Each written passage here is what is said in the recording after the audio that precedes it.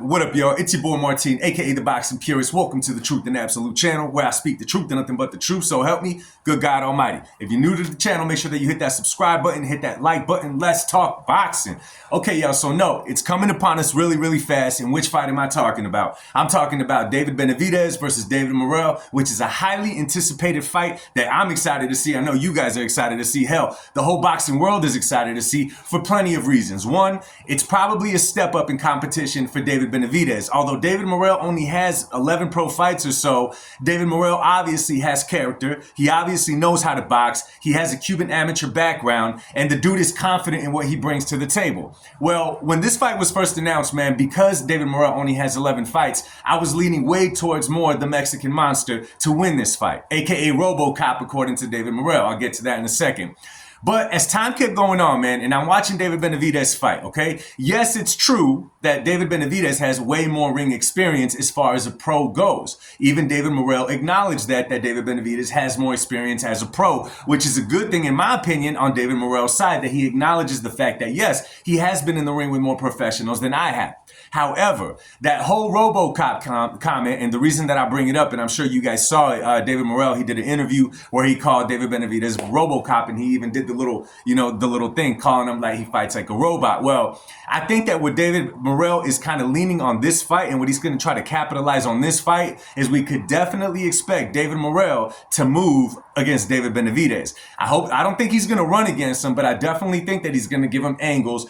What David Morrell was trying to say is that he has rhythm inside that ring. And Benavidez, although he's a very fast puncher, he's a precise puncher. He throws combinations. Sometimes he'll land shots that don't look like they're going to land because of the angle that he's throwing them in. However, one thing that is true about David Benavidez is that he's straight up and down. And what I mean by that, if you go look at a lot of David Benavidez fights, a lot of his combinations when he throws them, he's either leaning on his front foot or he's very stationary. Okay, I think that David Morrell, being that he has a lot more rhythm, or like he could say, he knows how to dance inside that ring, he's going to capitalize on that. I think that every time Benavidez is going to try to set up and use his strengths, which is combinations, which is all of that, David Morrell is going to make it really hard for him, and he's going to keep disrupting his rhythm, not allowing David Benavidez to get off. Okay, now another thing to remember at this fight, this is David Benavidez's only second fight at light heavyweight. Okay.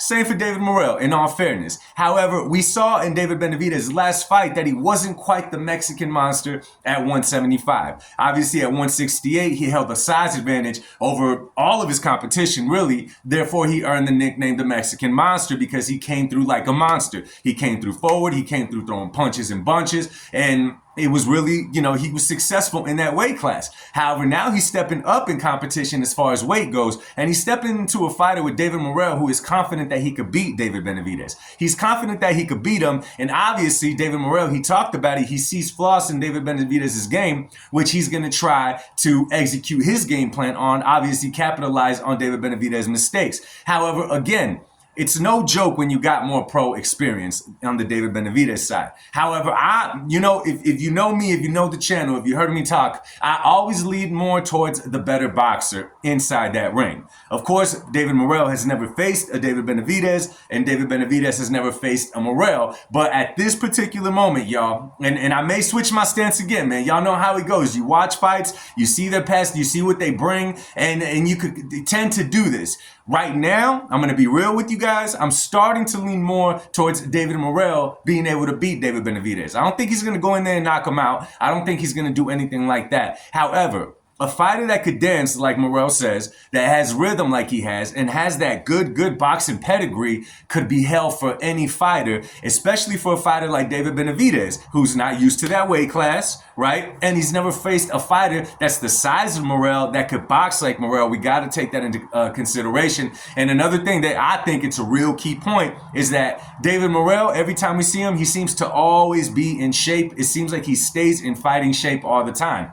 Benavidez, on the other hand, and listen, I'm not talking trash, okay? I know it takes a lot of discipline. David Benavidez, on the other hand, tends to do this with his weight too much in between fights. He tends to gain a little bit too much weight, therefore he has to crash the weight. When he came in against Caleb Plant, you could tell that he took that camp real seriously, right? He took it real seriously. In his next fight, when he went out against, I never forget the guy's name, but the guy he faced at light heavyweight, he made weight, he did all of that, but he didn't quite look as good a shape as he did when he filled out at 168 against a Caleb Plant. So in this fight, I think it's going to be a good fight nonetheless, but I'm going to be real with y'all. I'm starting to lean towards David Morrell upsetting David Benavidez. Anyway, let me know what y'all think. Drop a comment down below. If you're not subscribed, hit that subscribe button. Share the video with your boxing fans. It's your boy Truth Absolute.